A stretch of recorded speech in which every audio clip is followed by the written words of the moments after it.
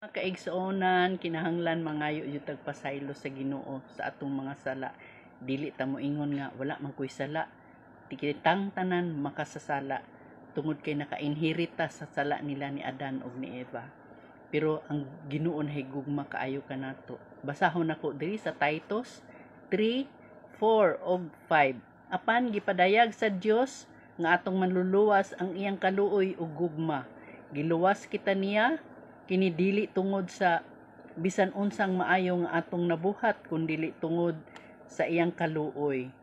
Giluwas kita niya pinaagi sa paghugas kanato aron kita mataw pag-usab ug makabaton og bag-ong kinabuhi diha sa Espiritu Santo.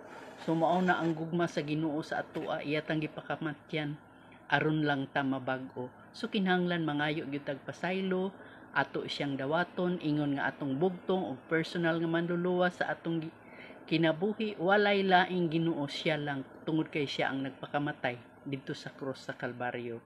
So mao ra to, salamat kay sa pagpaminaw. God bless.